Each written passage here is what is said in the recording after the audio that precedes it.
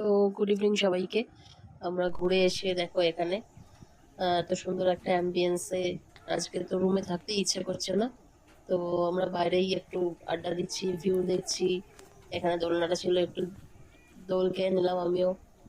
আর সাথে সাথে এই ভিউটা দেখছি, চারিদিকের ভিউটা এত অপূর্ব লাগছে। মানে এই ভিউতে বসে থাকো, যত ভিউ থাকো ততই মানে আরো দেখতে ইচ্ছে করে। এত সুন্দর ভিউজটা দেখা যায়, আমি তোমাকে মোবাইলে বোঝাতে পারছি না তোমাদের। একটু ভালো করে দেখো, এই যে কাঞ্চনজঙ্ঘা দেখা যাচ্ছে, এইখানে তিনটা রেঞ্জ পুরো বোঝা যাচ্ছে।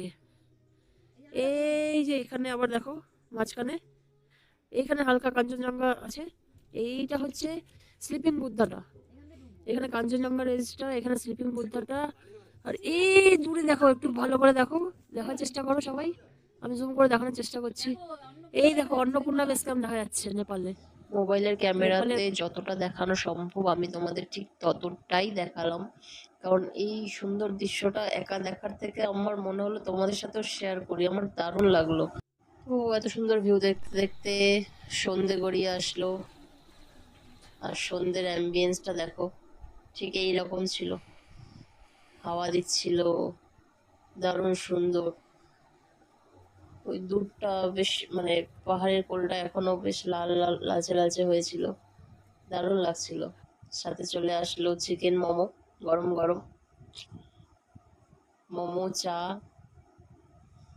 আর সাথে ছিল চিকেন পকোড়া। তো আমরা এগুলো এনজয় করলাম এত সুন্দর অ্যাম্বিয়েন্সে।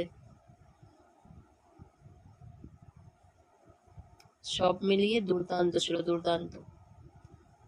তোমরা ফিকলেগাঁওর এই হোমস্টেতে যদি আসতে চাও, আমি ফোন নাম্বারটা ডিসক্রিপশনে দিয়ে দেবো, তোমরা যোগাযোগ করে অবশ্যই চলে এসো, খুব ভালো লাগবে। দারুণ সুন্দর পরিবেশ, দারুণ সুন্দর।